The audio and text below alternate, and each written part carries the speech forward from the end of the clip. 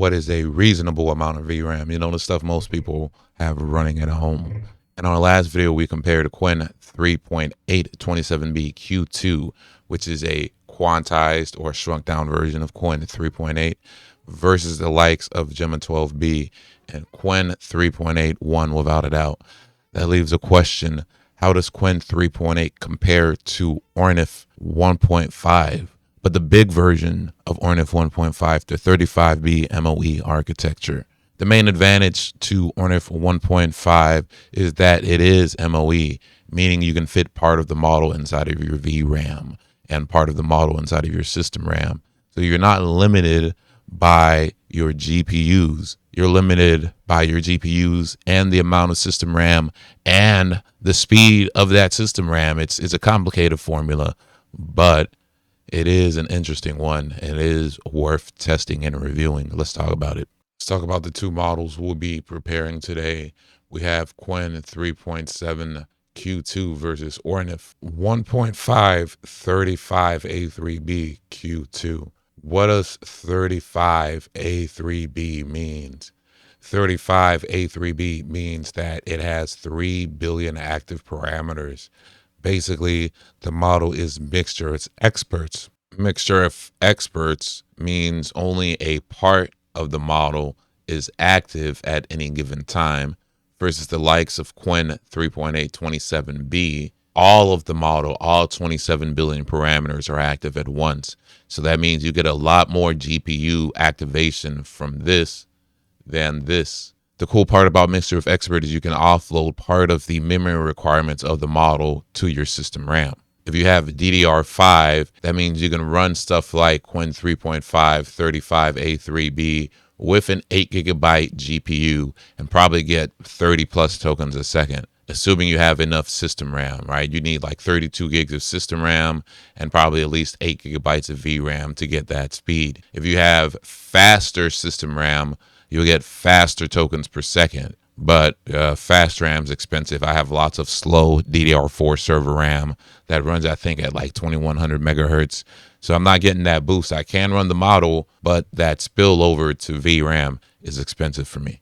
In comparison, a dense 27B parameter model is active all at once, meaning every time or every turn, all 27 billion parameters are active. The advantage to this is technically that makes the model smarter, but then you, of course, need more GPU compute and VRAM. The question is Ornith 1.5 35B Q2 as good as Qwen 3.8 27B Q2? Is it better? If it was better, that would be mind-blowing. That's a much better spin of your VRAM because you could use less VRAM and still have enough to use your computer and then offload some stuff to system memory, right? It makes stuff very interesting. First challenge is the Aquarium sim.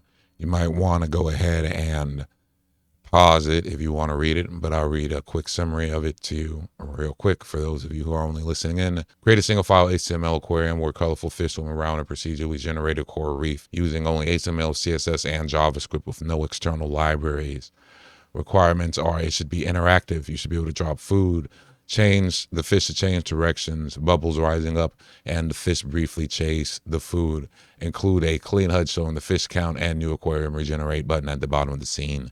Hopefully you caught all that. Now let's go ahead and get started with the comparisons. So this is the result from Ornith 3.5 35A3B. And let's go ahead and click it. You know, it did build out the aquarium. The fish do eat the aquarium, or they eat the food and they follow the food. Something to note is the fish do not grow when they eat the food, but the new aquarium button does work, and the technical requirements of the spec was fulfilled. In comparison, this is Qwen 3.8 27B's fish. And notice that the fish actually grow, right? And I would say this is a slightly, I guess this is subjective, but I feel like this aquarium is a nicer aquarium than whatever this is, you know? It's got the reef kind of in the back. It's got some plants in the front, but this one looks much more aquarium-like. Whereas this one kind of looks like a reef. So visually, it's very subjective, right? However, both did complete implementation, and I feel like the 27B's implementation was more thought out and well implemented.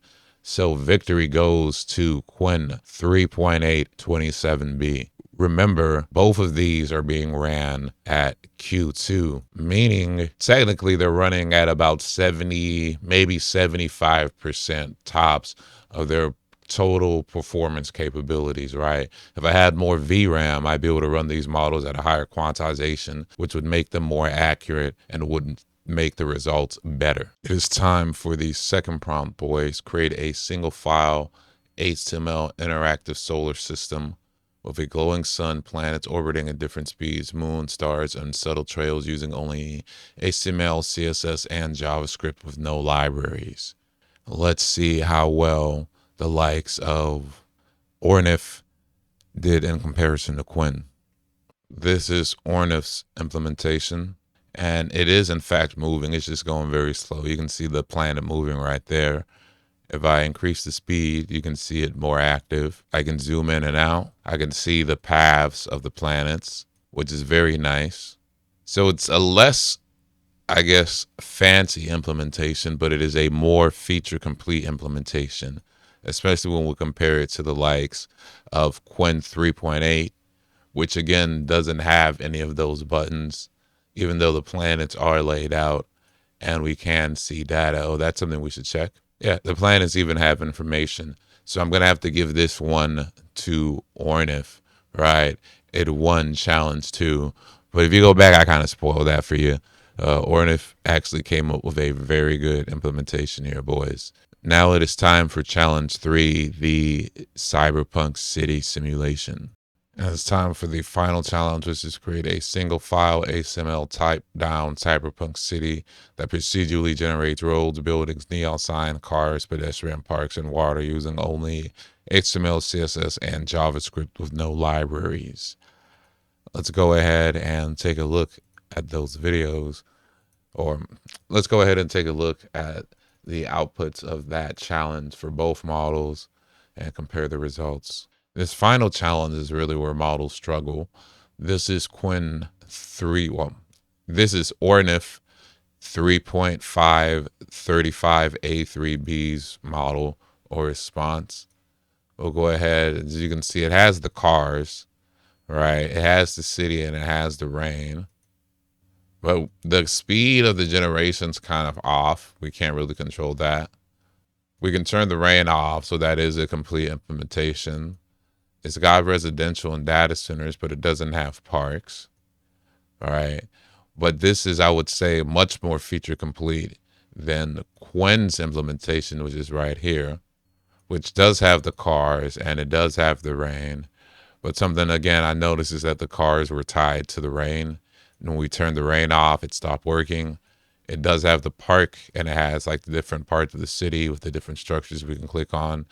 I'm assuming these are pedestrians since cars disappear with rain. I don't know. I feel like this is somewhat subjective. Which one do you think is the better implementation of this? This one doesn't even have parks. So I guess I would give it, oh wait, it does have a park right there. It's like a little one. So again, this is kind of subjective. They're both not the best implementation, but they are somewhat working. I feel like if you ran these at higher quants, you would get much better results. But also if you ran these at higher quants, you would need more system RAM or VRAM. Let's go ahead and talk about the final results. And we're back. Let's talk about our results. So we got Qwen 3.827B Q2 versus Ornith 1.535B Q2. I would say it was neck and neck, except the clear winner for both implementations was Qwen 3.5 or Qwen 3.827B.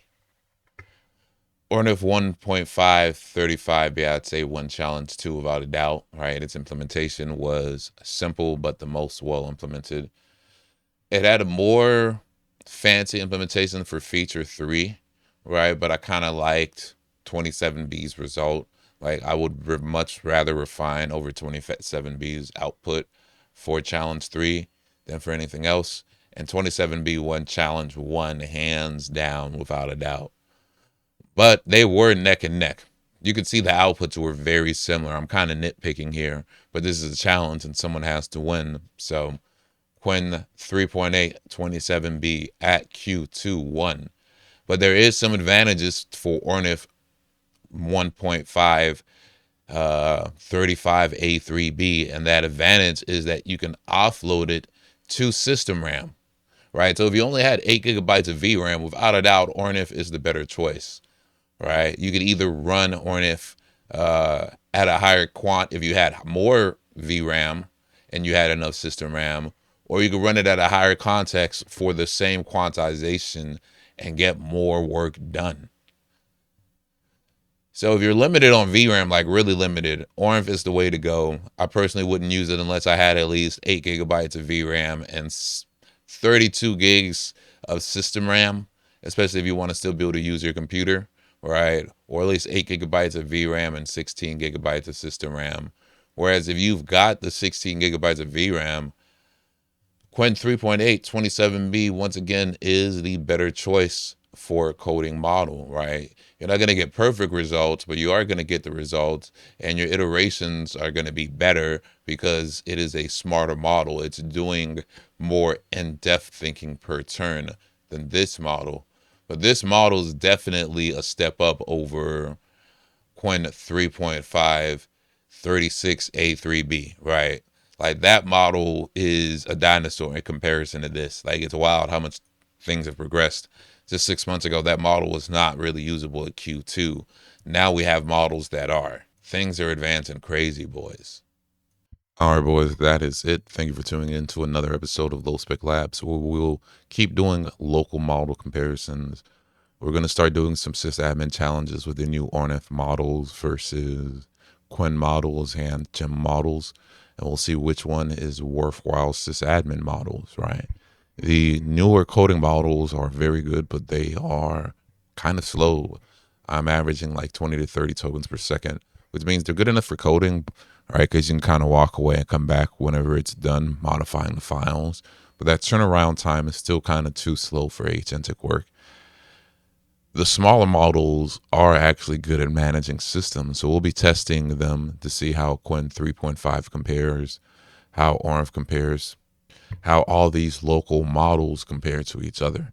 As always, thank you for watching and stay blessed, boys. And stay tuned. We'll keep going over local model comparisons, and we'll start doing some, I guess, build guides, how to build useful tools with local models, what I use them for, and how you can get utility out of them.